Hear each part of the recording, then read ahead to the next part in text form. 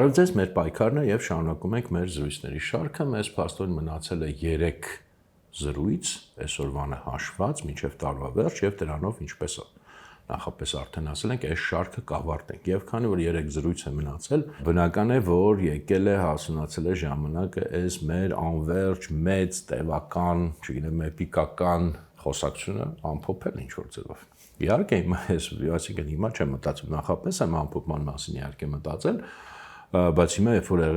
եկել հասել է այդ պահը, ես հասկանում եմ, որ այդ ամփոփման համար էլ բավականին քիչ ժամանակ է մնացել, որ մենք շատ երկար ենք խոսել։ Ամեն դեպքում բայց կփորձենք այս 3 խոսակցությամբ այդ ամփոփումը տալ, նախապես դեռ ամենասկզբից էլ ես ասել եմ, որ ես կուզենայի ամփոփել, ավարտել այս զրույցը ելքերի մասին խոսակցությամբ կամ ելքի ծրագրի, ինչպես ես կոչում եմ, մասին խոսակցությամբ, իհարկե անունը պայմանական է, կարող եք կոչել ելքի ծրագիր, կարող ենք կոչել ելքի ուղղություններ եւ այլն, սա իմ համար աշխատանքային անուն է, որը ես իմ մոտ այդ անունը եկավ եւ այդ հիմնական ոնց որ սկզբունքային դրույթները դեռևս 2020-ի նոյեմբերի 9-ից հետո հենց առաջին օրերին, երբ որ ես փորձում էի մտածել, հասկանալ ինչ կարող է եւ ինչ պետք է անել այդ ամեն ինչից հետո ինչ որ տեղի ունեցավ պատերազմից հետո, իդեպ այդ ծրագրի մեջ նաեւ մտնում էր մի կարևոր դրույթ գիտակցության փոփոխության անհրաժեշտության մասին, հիմա էլ դրա մասին կխոսանք այս վերջի 3 զրույցներում, որտեղ դա հիմքերի հիմքն է, առանց գիտակցության փոփոխության մեր հնարավոր չի իրական տևական ելքեր գտնել այս իրավիճակից եւ ընդհանրապես եւ դրա մասներ իդեպ նաեւ այն ինչ որ մենք միասին փաստորեն արեցինք, մի փոքր մասներ, բայց կարևոր մասներ, դա հենց ռուս-թուրքական վանդակն էր եւ նաեւ դրա շարունակություն այս մեր զրույցը, մեր պայքարը դա հենց այդ ոնց որ ծրագրի մասն էր։ Հիմա, երբ որ ասում ենք ծրագիր, իհարկե ծրագիր բառը մի քիչ վախենալու է, որտեղ մարդիկ պատկերացնում են երևի որ ասում ես ելքի ծրագիր, այն էլ երկրի համար, այն էլ այս իրավիճակից դա ինչ որ մի հատ հաստափոր բան պետք է լինի, ոչ, նման հաստափոր ծրագրերը իրենց ցերտին իհարկե պետք է լինեն, բայց ամենակարևորը, երբ որ խոսում ենք ռազմավարության մասին, ռազմավարությունը, իրական ռազմավարությունը միշտ պետք է լինի կարճ եւ պետք է լինի սկզբունքների մասին։ Ինքը պետք է ուղղությունները տա, սկզբունքները տա, դետալները հետո դրա վրա միշտ կարելի է կառուցել, բայց եթե չկան սկզբունքներ, եթե չկա կոնցեպտուալ խոսակցությունը, մնացած բոլոր դետալները անիմաստ են դառնում։ Դու կարող ես, չգիտեմ, ցանկությունների ժողովածու կազմել, կարող ես ոնց որ հիշում եք, մեր մոտ կար տենց մի հատ մինչև 2050 թվականը ծրագիր։ Հիմքում երևի շատ լավ ծրագիր էր, ես չգիտեմ, բայց այն ինչպես ինքը ներկայացվեց, դա տենց մոտավորապես ինչ որ ցանկությունների, լավ ցանկությունների ժողովածու, չէ, դրա մասին չի խոսքը։ Եթե մենք ուզում ենք իրական, ուրեմն, ուղղություններ գտնել, նախ եւ առաջ դրանք պետք է ելնեն, կառուցվեն նախ իրավիճակի ճշգրիտ վերլուծությունից կամ դրա ամփոփումից, ի վերջո վերլուծությամբ մենք զբաղվել ենք այսքան ժամանակ, եւ արդեն այդ վերլուծության եւ իրականության համադրմամբ գաղափարների, կոնցեպցիաների հետ կծնվի ավելի կոնկրետ արդեն ծրագիր է։ Ես էլի ունեմ իմ պայմանական անունները, այսինքն այն ինչի մասին մենք խոսում ենք, այդ ելքի ծրագիր կամ ելքի ուղղությունները, ինքը մոտավորապես կարելի է ասել բաղկացած է 2 մեծ հատվածից։ Մեկը հենց վերլուծությունն է կամ վերլուծություն ամփոփումն է, եւ մյուսը դրանից բխող արդեն դրական ծրագիրը, որը էլի ես իմ աշխատանքային անունը ունեմ այդ դրական ծրագրի, ես դա կոչում եմ անկախության բովանդակության կառուցում, թե ինչ բան է դա, ինչ անկախության բովանդակություն, ինչու կառուցում, դա մենք առանձին կխոսանք հավանաբար հաջորդ զրույցի ընթացքում ես կփորձեմ դա համառոտ ներկայացնել, չնայած տարբեր ֆորմատներով ես դրա մասին իհարկե խոսել եմ, բայց մեկ անգամ եւս կամփոփենք այս մեր շարքում կարծես թե չեմ խոսել։ Եվ այսօր կսկսենք այդ առաջին հատվածից, այսինքն առաջին մեծ հատվածից։ Եվ իհարկե, երբ որ մենք ասում ենք վերլուծություն, ոչ թե ընդհանրապես վերլուծությունն էլ է շատ լավ բան, բայց առաջին բանը, որից պետք է սկսել, 2020 թվականի պատերազմի արդյունքի պատճառների կամ գլխավոր ավելի շուտ պատճառի ճշգրիտ գնահատականն է, ախտորոշումն է, որտեղ դա է գլխավոր իրադարձությունը, դա է այն իրողությունը, որից ելնելով էլ մենք ընդհանրապես մտածում ենք, որ մեզ պետք է այն իրավիճակը, որը ստեղծվեց այդ արդյունքի պատճառով, պարտության կամ պարտության ընդունման, հիմա չխորանանք դետալների մեջ, հա, այդ իրավիճակից ելքի ընդհանրապես ոնց որ պահանջը ձևավորվում է հենց նրանից, որ եղավ այդ իրողությունը։ Եթե ճշգրիտ ախտորոշումը չտանք, մենք էլի չենք հասկանա ինչա պետք մեզ ելքի համար։ Եվ հիմա հենց այդ դրանից էլ սկսենք, ուրեմն պարտության պատճառների կամ պատճառի մասին գլխավոր պատճառը պետք է գտնենք։ Պատճառները իհարկե շատ են, պետք է փորձենք գլխավոր մի հատ պատճառ, հիմնարար, խորքային բանանենք, առանձնացնենք, այդտեղից սկսենք խոսակցությունը։ Իհարկե մենք շատ ենք խոսել նրա մասին, որ պարտություն, հաղթանակ դրանք ռազմական իմաստով հարաբերական են։ Մենք խոսել ենք նրա մասին, որ նաև կա բացարձակ պարտություն, բայց նաև պարտություն եւ հաղթանակ հարաբերական են։ Բայց տվյալ դեպքում, որպեսզի չխորանանք դետալների մեջ, քանի որ պարտությունը ընդունվել է մեր պետության կողմից, կոչենք դա այդ կարճ անունով պարտություն։ Ռազմական պարտությունը ինքնին այդպես սարսափելի բան չի, աշխարհի վերջ չի, նույնիսկ կարելի ասել բնականon ընթացք է, որ տարբեր պետություններ, ազգեր, նաև անհատներ իրենց կյանքում ունենում են հաջողություններ, ձախողումներ, հաղթանակներ, պարտություն։ Ինքնին պարտությունը չի սարսափելի եւ իդեպ նաև դրա համար էլի հիշատակելով այդ մեր սիրած թեմանից մեկը, ես ահավոր չեմ սիրում, երբ որ ասում են աղետ, որովհետեւ պարտությունը ռազմական ինքը աղետ չի։ Եվ երբ որ դու այդպես ես իրեն սկսում բնորոշել այդ գերեմոցիոնալ բանն ես դնում իր մեջ եւ ոնց որ աշխարհի վերջ ապոկալիպսիս աղետ ես ներկայացնում, բնականաբար դու հետո չես կարող առողջ ելքեր գտնել դրանից, դու չես կարող ոտքի կանգնել, դու չես կարող նորից քեզ ուժեղ զգալ, դու ինքդ քեզ սարսափեցնում ես, վախեցնում ես եւ այլն եւ սկսում ես իրոք այդ աղետի հոգեբանությամբ ապրել, աղետի մտածողությամբ ապրել, իսկ դա իհարկե իրականության սթափ ընկալման հնարավորությունը փակում է քո առաջ։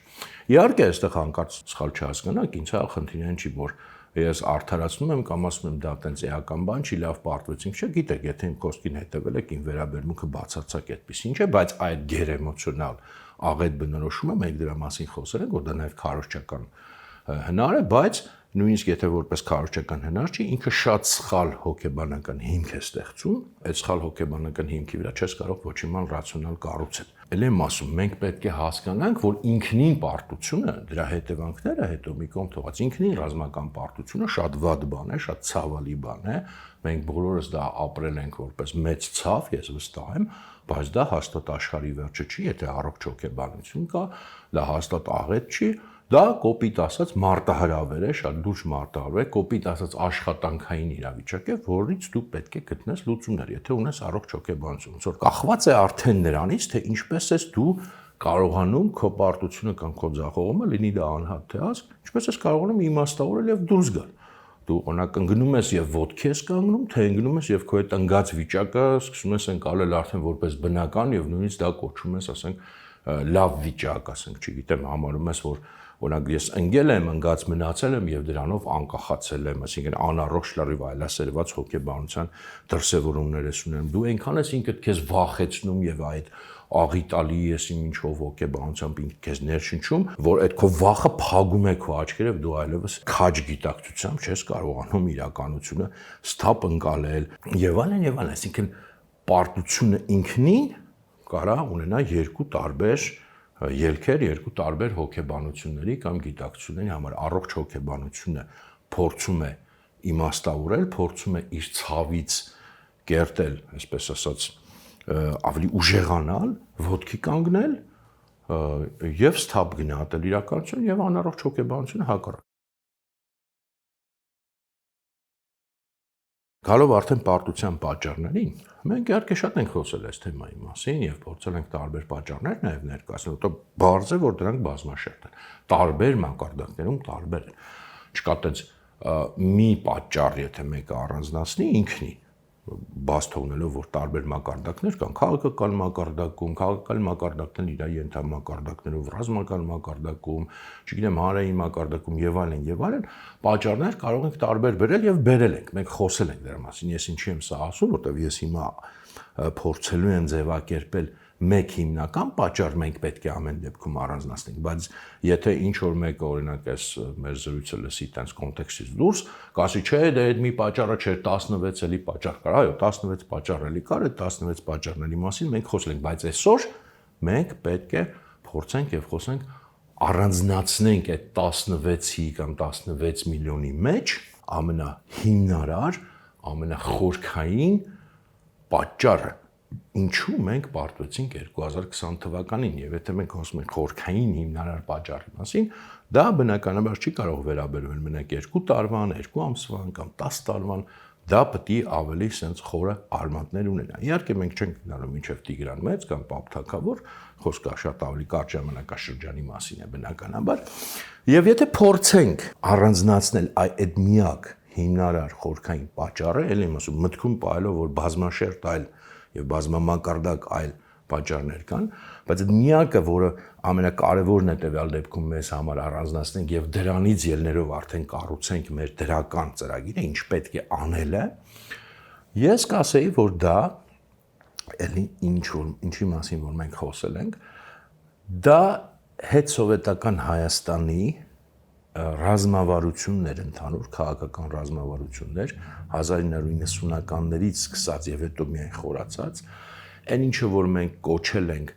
անկախության քայլ առ քայլ աստիճանական զիջում, փաստացի անկախության զիջում, ոչ թե իրավականի մասին է խոսքը, անվտանգության դիմաց, կեղծ պատրանքային անվտանգության դիմաց, անվտանգության երաշխիքների դիմաց։ Մենք երբ որ խոսում ենք Ղարաբաղյան շարժման մասին եւ դրան հետևած դեպքերի մասին, մենք մանրամասն այս հարցին անդրադարձել ենք։ Դրա համար հիմա ես չեմ կրկնում, բայց ում որ հետաքրքիր ավելի մանրամասն կարող է այդտեղ նայել։ Այսինքն մենք հիշում եք ինչ էինք խոսում, որ ունեինք սովետական Հայաստանում մի իրավիճակ, որտեղ լռելային կերպով հասարակության մեծ մասը, այսինքն լռելային կերպով տվյալ դեպքում չի ասում, հասարակության մեծ մասը անկախության մասին ընդհանրապես չէր մտածում, անկախության խնդիրը սխալ էր համարում եւ լռելային ընդունվում էր, որ մենք մեր անկախությունը զիջում ենք անվտանգության երաշխիքների դիմաց։ Երբ որ դա փլուզվեց 1988-90 թվականներին, այդ փլուզումից ձևավորվեց նոր անկախության գաղափարը սկսեց տարածվել հայերի մեջ, ոչ թե մի փոքրիկ մասի մեջ հայերի, որը միշտ էլ այդ փոքրիկ մաս եղել, այլ ժողովրդի մեջ սկսեց տարածվել, որտեղ անվտանգության այդ երաշխիքը մարդիկ տեսան, որ չի գործում եւ ինքնաբերաբար տարերայինորեն սկսեցին գալ անկախության սեփական ուժերով անվտանգությունը ապահովելու եւ դրանց բխած անկախության գաղափարի։ Եվ մենք տեսանք, որ հենց դրա շնորհիվ էր, այդ ֆորմուլայից հրաժարվելու շնորհիվ էր, որ մենք կարողացանք առաջին պատերազմում Արցախյան հասնել հաջողություններ։ Մենք դա արձանագրել ենք, վերլուծել ենք, որ էլի եթե ինչ-որ մեկ ասի, չէ, դա որովհետեւ արտաքին օգնությունը բան եւ այլն, մենք խոսել ենք սրա մասին, ցույց ենք տվել, որ արտաքին գործոնը ստեղ չի եղել վճռորոշ, այստեղ եղել է սեփական ուժերի վրա հենվելու գործոնը եւ ինքնակազմակերպվելու գործոնը։ Հիմա, բայց մենք տեսանք, որ հենց սկսած արդեն 1990-ական թվականներից, այսինքն հետսովետական Հայաստանի հենց առաջին շրջանից, առնվազն 90-ականների կեսերից, կարող է մեկը ավելի խորքում էլ տեսնի, բայց արտաքուստ գոնե 90-ականների կեսից արդեն ակնհայտորեն սկսեց հակառակ ընթացքը, այսինքն մենք հռչակեցինք անկախ պետություն, բայց իրականում աստիճանաբար վերադարձանք, էլի լռելային, իհարկե դա պաշտոնապես ոչ ոք չի հայտարարել, բայց փաստացի սկսեցին քայլ առ քայլ վերադառնալ այդ նույն բանաձևին, անկախություն անվտանգության դիմաց։ Իհարկե այստեղ չի եղել անկախության լիարժեք կորուստ, իրավական կորուստ եւ այլն, դա փաստացի process-ի մասին է, բայց մենք քայլ առ քայլ սկսեցինք զիջել մեր անկախությունը անվտանգության երաշխիքների դիմաց։ Բոլորս հասկանում ենք անվտանգության երաշխիքներ, որը տալիս էր մեզ իբր Ռուսաստանը։ Եվ դա սկսվեց Լևոն Տեր-Պետրոսյանի օրոք, ավելի խորացավ Ռոբերտ Քոչարյանի օրոք, Սերժ Սարգսյանի օրոք, հիշում եք բոլորդ այդ ընթացքը, ես օրինակները կարող եմ նույնիսկ չբերել, հա, որ դա տարածվեց արդեն տարբեր ոլորտների վրա, տնտեսական ոլորտի վրա, չգիտեմ, այլ ոլորտների վրա, նույնիսկ մշակութային ոլորտի վրա, այսինքն մենք ընդունեցինք նորից աստիճանաբար վերադարձանք այդ փիլիսոփայությունը։ Դա է եղել մեր պետության հիմնական փիլիսոփայությունը, մեծ հաշվով հիմնական ռազմավարական ուղղությունը։ Եվ մեծ հաշվով, խորքային իմաստով հիմա էլ է մնում, արտաքուստ որոշ բաներ փոխվել են, բայց ես պատրաստ եմ նաև եթե պետք լինի բանավեճով հիմնավորել, որ մեծ հաշվով մտածողությունը մնում է նույնը, որոշ դետալային փոփոխություններով կամ արտաքին փոփոխություններով։ Բայց հիմա դրա մասին չենք խոսում։ Մենք ասում ենք անկախություն անվտանգության դիմաց քայլ առ քայլ զիջում։ Այս խնդիրը միայն անվտանգությանը չի վերաբերում, սա ամբողջական քաղաքականությանն է վերաբերում, պետության կառուցման ամբողջական գործընթացին, այս փիլիսոփայությունը այդ ամեն ինչի հիմքում է։ Օրինակ, բերեմ մի, ասենք առաջին հայացքից կապ չունեցող օրինակ։ Օրինակ մեր պատմագիտությունը, ինչու հետսովետական Հայաստանում մեր պատմագիտությունը, հատկապես մեր պատմության նոր շրջանի դեպքերի վերաբերյալ, չտվեց այն ինչ որ սպասվելի էր, որ պետք է անկախ Հայաստանում տրվեր ավելի sense ճշգրիտ գնահատականը Հայաստանի պատմության, այդ թվում ռուս-թուրքական վանդակի, այդ ռուս-թուրքական հարաբերությունների, ռուս-հայկական հարաբերությունների ավելի ճշգրիտ գնահատականը, որովհետև արդեն չկար սովետական այդ գրաքննությունը եւ մարդիկ կարող էին ճշգրիտ ավելի գնահատականներ տալ, ինչու դա չտրվեց։ Ինչու մեր պատմագիտությունը այդ գիտելիքը մեզ չտվեց, որը հետագան մեր քաղաքականության համար իհարկե օդի ու ջրի պես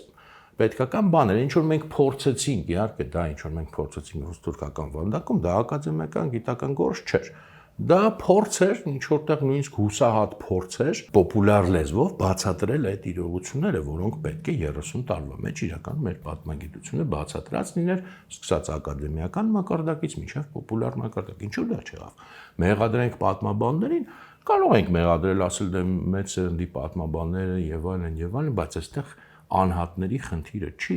այստեղ հստակ պետական քաղաքական ըստեյության որոշման խնդիր է, որտեղ այլ այդ սովետական պետություններում նման վերագնահատումներ սեփական պատմության բխող արդեն անկախ կարգավիճակից եւ այդ սովետական գրաքննության բացակայությունից եղան։ Մեր մոտ դրանք չեղան եւ դա պատահականություն չէր։ Ինչու չեղան, որտեղ եթե հարցնես թեկուզ օրինակ 90-ականների նույն օրինակ, դա 90-ականներից է սկսվում, եւ հատկապես ինչի եմ տվյալ դեպքում 90-ականների հիշատակում, որտեղ այն ժամանակ մեր ղեկավար կազմը շատ ավելի կիրթ մարդիկ էին, բնականաբար, հիմա կապ չունի ոնց ենք վերաբերում, բայց հաստատ ավելի մեծ կրթական ցենզով էին, ավելի լավ էին հասկանում նման հարցեր, 2000-ականներին արդեն կարող չհասկանային, բայց այն ժամանակ ղեկավարության մի զգալի մասը հաստատ հասկանում էր, բայց դա գիտակցված որոշում էր, որ մենք չենք կարող ռուսներին նեղացնել, որտեղ անվտանգության երաշխիք են եւ այլն, այսինքն մենք այստեղ չպետք է վերագնահատումներ չափից ավելի շատ անենք, այլ պետք է sense կոմպրոմիսային միջին տարբերակներ ընդունենք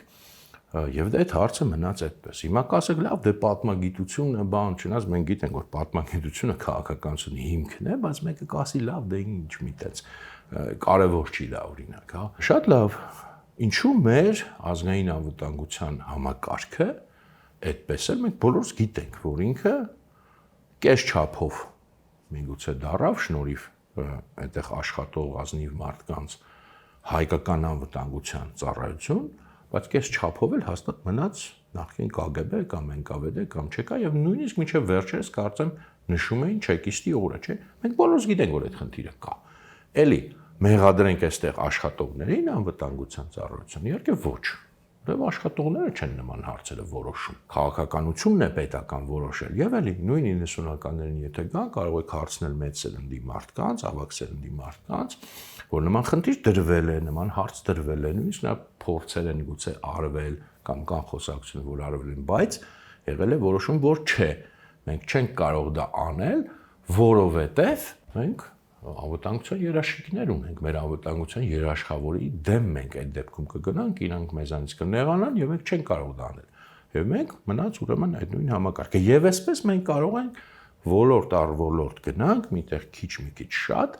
բայց այն ինչը որ մենք կառուցեցինք որպես անկախ Հայաստանի համակարգեր, ասենք գիտական համակարգերի օրինակ բերեցինք, հա, պատմագիտությունից, եւ բարձ ասենք կարող ֆիզիկային դա չի վերաբերում, ես չգիտեմ, բայց հումանիտար գիտություններին այն էլ քաղաքականության հետ առնչվող ունեք պատմագիտության պես հաստատ վերաբերվում է ինստիտուտները մեր պետական հանրային եւ այլն, դրանք բոլորը այս կիսատ պրատ ճանապարհով գնացին, այսինքն ոչ միտեղ այդ արմատական սպասվող բարեփոխումը, որը պետք է համապատասխանեցներ այդ համակարգերը այդ անկախության կարգավիճակին, տեղի չունեցավ եւ ամենտեղ մնաց այդ կիսատ պրատ մի քիչ սովետական, մի քիչ ոչ սովետական, մի քիչ այս մի քիչ են եւ հիմնականում չնեղացնենք անվտանգության երաշխավորին այդ տրամաբանության մեջ։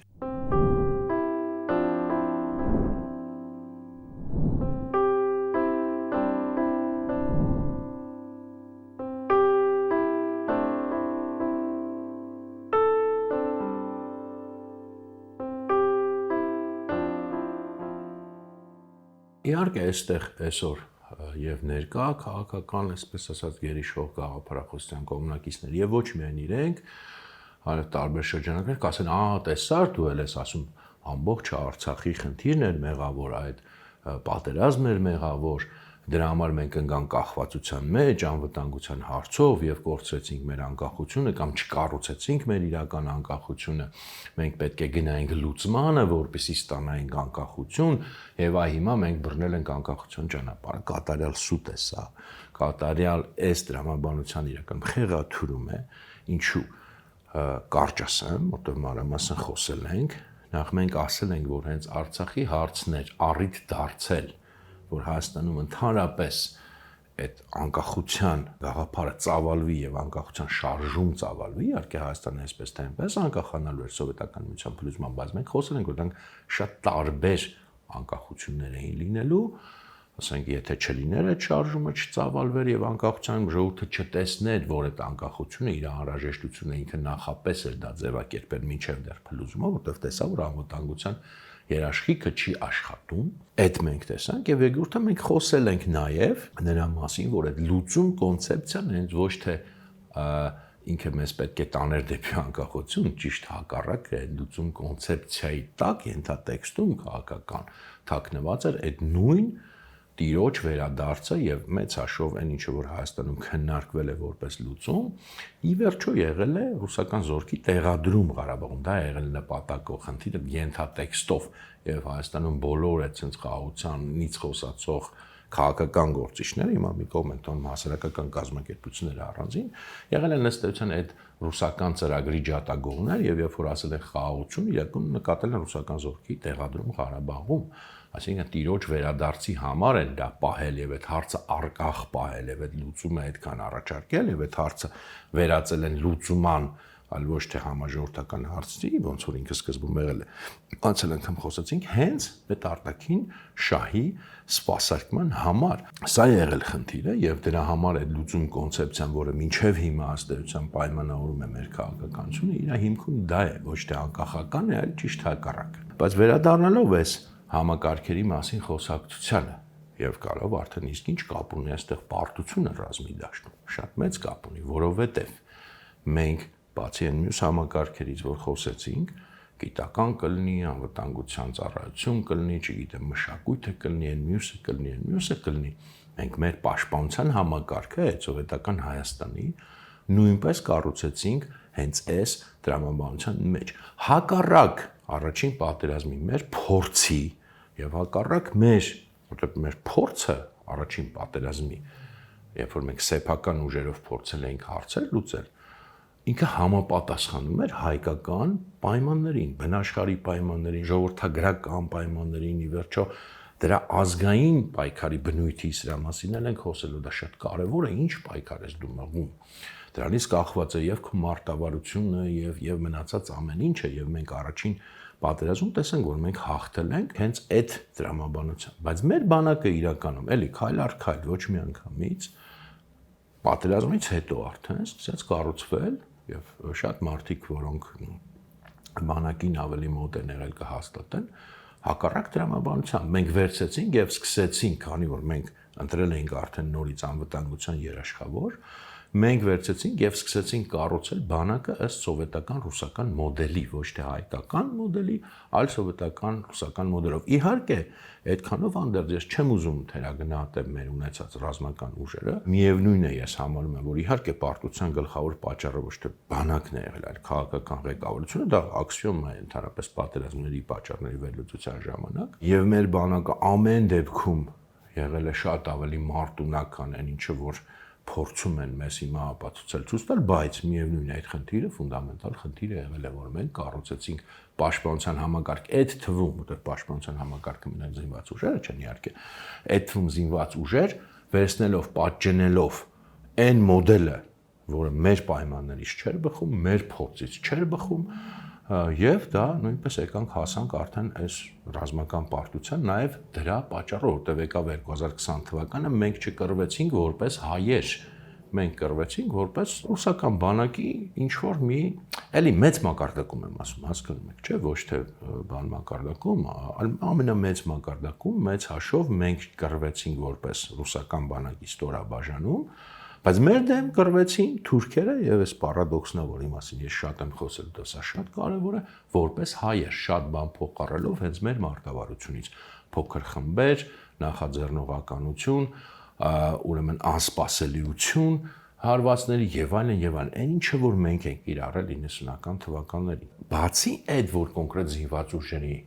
մոդելն էր այդպեսին, եւ հիմա էլ իմիջիայլ շատ բան չի փոխվել, այսինքն ոչինչ չի փոխվել մոդելի իմաստով։ Այդ զենք առնել, բան եւ այլն, դրանց մասին չի խոսքը, մոդելը զինված ուժերի հայկական չի, հայկական մոդել չի կառուցվում, հայկական պայմաններից չի բխեցվում։ Սա մասին մի օր առանձին մի ուրիշ բաներով կխոսանք։ Ընդհանուր այդ փիլիսոփայությունը էլի որ հենց նույնիսկ մեր, ասենք, զինված ուժերի շատ բարձրաստիճան ղեկավարներ, նաեւ քաղաքական շատ բարձրաստիճան ղեկավարներ, այսինքն որ պատերազմը սկսի ոչ թե մենք ենք կռվելու, այլ կամ ռուսները մեզ պաշտպանելու են, կամ ռուսները պատերազմը դադարեցնելու են, դա էր ոչ ոք չէր պատրաստվում պատերազմի առանց այդ արտաքին գործոնի հաշվի առնման, էլի, եթե գնանք խոսեք մարդկանց հետ, կտեսնեք, որ էս էր։ Եվ սա իհարկե բերեց այն արդյունքի, որին բերեց ռազմական իմաստով։ Սա մենակ ռազմական արդյունքի մասին չի խոսքը, ավելի մեծ մենք ուրեմն պատկեր ստացանք, որտեղ ռազմական արդյունքը արդեն 2020 թվականի հետևանքն էր այդ ամբողջ փիլիսոփայության, որի մասին ասեցի, եւ մեծ արդյունքը դրա այն էր, որ մենք փաստորեն այդպես էլ չունեցանք, չկառուցեցինք 30 տարվա մեջ լիարժեք անկախ Հայաստան։ Մենք կառուցեցինք կիսանկախ պետություն, ես դա կոչում եմ հետսովետական Հայաստան հատուկ, որպեսզի շեշտեմ, որ դա այո, այսինքն կարգավիճակով անկախ էր, բայց փաստացի հետսովետական էր, որովհետև ինքը չէր հաղթահարել իր մեջի այդ նախկին ոչ անկախ կարգավիճակի համակարգային տարերը, եւ ոչ միայն չէր հաղթարել, այլև նպատակ չէր դրել հաղթարելու, այլև ավելի նպատակ էր դրել հենց այդ կիսատ բանը կառուցել, ոնց որ օրինակներով բերեցինք, որպեսզի չնեղացնի անվտանգության երաշխավորի, բոլոր ոլորտներում ինքը այս կիսատ ճանապարհն էր ընտրել, եւ մենք ստացանք կիսանկախ պետություն, կիսանկախ Հայաստան, կիսանկախ Հայաստանի բանակ եւ մնացած բոլոր համակարգերը եւ ի վերջո այդ ամեն ինչը բերեց այդ նրան ինչին բերեց եւ այսպես կոչված 2018 թվականի այսպես կոչված հեղափոխությունը, ինչը այսպես կոչված մանրամասն հենց այս մեր զրույցների շարքում խոսել ենք, ինքը ոչինչ մեծ հաշվով այստեղ չփոխեց, չավելացրեց, խնդիրել չդրեց նման, ինքը մենակ մակերեսային մակարդակում ինչ որ խնդիրներ դրեց, բայց մեծ դրական ծրագիր չունեցավ բարեփոխման արմատական եւ ըստ էության հենց դրանով էլ հեղափոխություն չէր, որտեղ հեղափոխությունը Հայաստանում պետք է հենց այդ խնդիրը նախ եւ առաջ դներ եւ լուծեր եւ գիտակցեր եւ ընդ որում առավելևս պատերազմին ընդառաջ հասկանալով որ գնում է երկիրը պատերազմին ընդառաջ, որտեղ 2016 թվականից առնվազն դա բարձ չէր հասկանալ։ Եվ մեծ հաշվով հիմա հետ պատերազմյան իրավիճակի մասին մանրամասն չեն կարող խոսալ, ժամանակ էլ չունենք, բայց մեծ հաշվով ամբողջ շարունակությունը նույն մեծ հաշվով փիլիսոփայության տակ ընթացավ եւ շարունակում է գնալ ել ավելի խորանալով, նորի անվան տակ, շատ հին, շատ ավանդական, իրականում արմատներով շատ ավելի, քան այս վերջի 30 տարին ուղղակի հիմա դրա մեջ չենք անում, այդ նույն փիլիսոփայության, այդ նույն գաղափարախոսության մի տարբերակ է շարունակում գերիշխել մեր քաղաքականության մեջ եւ խոսքը ոչ միայն իշխող խմբի մասին է, ընդհանրապես այդ է տիրապետում Հայաստանում եւ հանձնվելու, թուլության, պարտության, փախուստի, անիրատեսության, այդ ուտոպիզմի փիլիսոփայությունը շարունակում է գերիշխել մեր այսպես կոչված քաղաքական գիտակցության մեջ։ Մի կարևոր գործուն էլ ուզում եմ ասեմ, ավելացնեմ այստեղ, մենք նաև, այսինքն ոչ թե մենք չդարձանք, այլ էլի մեզ չթողեցին դառնալ լիարժեք հաղթող պետություն, հաղթող ազգ, այդ գիտակցությունը ձևավորել, այլ չեմ ասում, որ խոսել ենք նրա մասին, որ մեր հաղթանակը ինչ պատճառներով չվերածվեց վերջնական օբյեկտիվ հաղթանակի, հիմա չենք քննարկում դրա օբյեկտիվ կամ սուբյեկտիվ լինել։ Միգուցե շատ օբյեկտիվ գործոններ կային, ես այստեղ չեմ ուզում խիստ գնահատական տալ վերջնական, որտեղ այդտեղ լիքը հարցեր կան, որ դեռ պետք է հասկանալ, բայց այդ գիտակցության, փիլիսոփայության, մարդկարդակում պետության եւ ազգի այդ մեր 94 թվի հաղթանակը տենց որքան էլ պարադոքսալ է, տարօրինակ է, հենց մեր պետությունը ինքը էլի այսպես ստվերեց, կիսատպրատություն մցրեց, թաքցրեց, չշեշտեց երբեք։ Հիմա կարող եք ասել դե դա էլ քաղաքականություն էր, դիվանագիտություն էր եւ այլն, հիմա նայեք Ադրբեջանին։ Ադրբեջանը հաղթանակ տարավ 2020 թվականին եւ առաջին իսկ օրվանից ինքը անդադար շեշտեց, դարձրեց դա գաղափարախոսություն, տոն, չգիտեմ, անընդհատ դատակա, դա իրենք անընդհատ ինքը հենց ամենաբարձր մակարդակով անընդհատ դա շեշտվում է, դա ասվում է, մեր մոտ նման վիճակ չկար։ Եվ դա պարադոքսալ է, չի, որովհետև թվում է, թե հենց Հայաստանի ղեկավարությանը դա ամենից շատ էր ձեռնտու, չէ՞, որովհետև իրենց օրոք էր այդ հաղթանակը եղել, բայց ինչ էին ասում հենց նույն Լևոն Տեր-Պետրոսյանից սկսած օրինակ, ասում էր մենք չենք հաղթել պատերազմ, մենք հաղթել ենք ճակատամարտ։ Ինքը նսեմացնում էր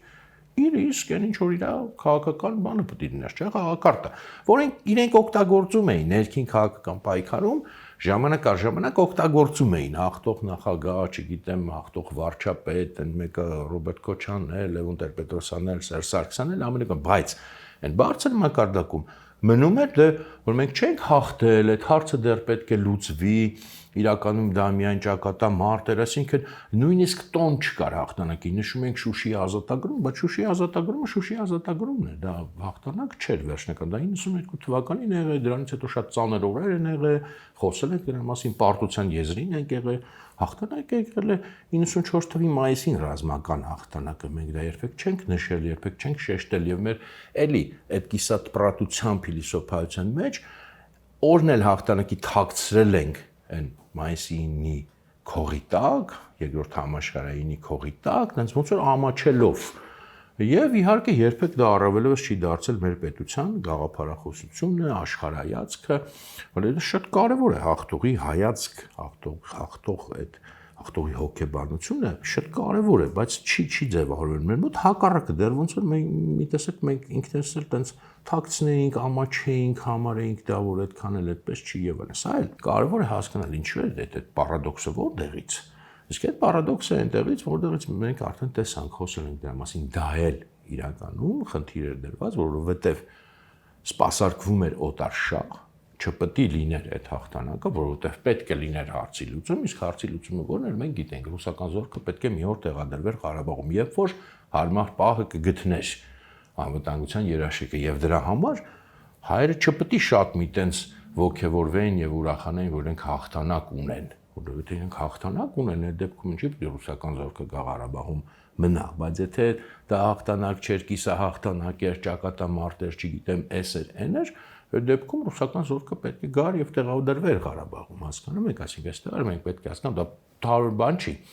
որ միստիկա չի, որ մարդիկ, որոնց առաջին հերթին ձեռ էր տալիս, որտեղ հիմա Իլհամ Ալիևն չի ամեն քայլափոխին գոռում հաղթանակի մասին։ Պարզ է, չէ՞ որ անձամբ իրեն է դա ձեռ է տալիս, որտեղ ինքը, որ եթե նույնիսկ ինչ-որ խնդիրներ կան, հարցեր կան իրան տվող իր երկնորսն, ասում, բայց հաղթանակ եմ ձեզ բերել։ Եվ դա ինքը պետք է մարդկանց նույնիսկ գլուխը պետք է տանի դրանով քարոշչությամբ, իսկ մեր մոտ ինչու՞ տենց չի եղել, մարդիկ ինչ տենց անշահագրգիռ են եղել, չեն ուզեցել այդ փառքը։ Իհարկե ուզեցել են, ցանկացած մարդ էլ կուզենա այդ փառքը, առավելից երկրի ղեկավար, դա տենց ամոթ բան էլ չկա դրա մեջ, բայց չեն արել, որովհետև իրականում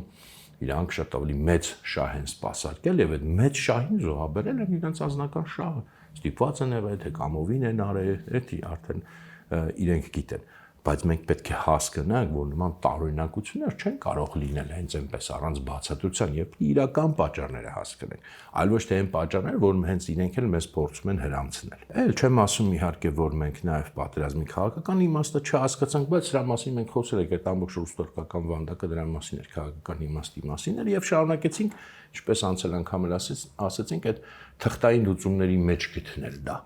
Մինչդեռ թղթային լուծումների իրանց հերթին իրավականը, բայց հիմքում քաղաքական կոնտեքստը պատերազմի, որովհետև եթե մենք դա հասկանայինք, Մենք իհարկե հետ պատերազմյան տարիներին երբեք չենք վարի այն քաղաքականությունը, որը վարեցինք, որովհետև այդ քաղաքականությունը բխում է էլի չհասկանալուց։ Ինչ է ուզում Ռուսաստանը, ինչ է ուզում Թուրքիան, ինչ է ուզում Ադրբեջանը, էլի աբստրակցիայից է բխում։ Լուծում, կարգավորում, այսպես ասած, զիջենք, տանկ բրցնենք, որ չի բրցնում, որովհետև քաղաքական նպատակները կողմերի։ Մենք պետք է հասկանանք իրենց քաղաքական նպատակները այդ բաներով չեն արտահայտում, այդ աբստրակցիաներով չեն արտահայտում։ Բայց լավ, քանի որ մի ամբողջ, չգիտեմ,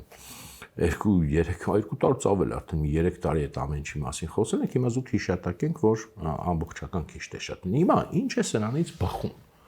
Ուրեմն ինչ մենք պետք է ունենանք, եթե մեր ախտորոշումը սա է, այսինքն եթե մենք վերցնում ենք, որ հիմնական պատճառը, խնդիրը նրա, որ մենք հասենք 2020 թվականի նոյեմբերի 9-ին, գալիս է այդ փիլիսոփայությունից, անկախություն անվտանգության դիմաց, դրա պատճառով կիսաանկախ պետություն կառուցելը եւ այդ ամեն ինչի հետևանքներով այդ բոլոր ազգային պետական հանրային համակարգերի կիսատպրատությունը եւ դրա հետևանքով ի վերջո պարտությունը եւ դրա հետևանքով շարունակվող այս ընթացքը ինչի հիման վրա ուրեմն մենք պետք է ինչը պետք է լինի ուրեմն ելքը կոնցեպտուալ իմաստով շեշտում եմ չպասեք հիմա ինչ որ մանրամասն sense դետալներ եմ շարժելու չէ կոնցեպտուալ իմաստով իսկ կոնցեպտուալ իմաստով պարզ է որ ուրեմն դա պետք է լինի հենց այն ինչը որ մենք չենք արել անկախության կառուցումը մենք պետք է կառուցենք անկախ պետություն ինչպես պետք է կառուցենք մի քիչ ավելի մանրամասն եւ ինչ նկատում ենք դա հաջորդ անգամ կխոսենք բայց խնդիրը բխող մեր վերլուծությունից բխող խնդիրը եզրակացությունը սա է ուրեմն եթե չենք կառուցել իրական անկախությունը եւ ստացել ենք այս արդյունքը եւ շարունակում ենք ստանալ եւ կշարունակենք ստանալ ուրեմն մենք պետք է դա փորձենք հակառակը անենք չէ՞ բաց դրամաբանություն մենք պետք է փորձենք իրական անկախ Հայաստան կառուցել իսկ իրական անկախ Հայաստան խոսքեր չեն սիրում սա շեշտում եմ որտեղ դե գիտեք բոլորը սիրում են չէ՞ որ անկախությունից չէ դա խոսք չի դա շատ կոնկրետ բաներ են այդ մենք խոսանք էլ եմ ասում մյուս անգամ որ հանկարծ մեկը չասի դե հա հիմա կառուցում ենք անկախ Հայաստան չէ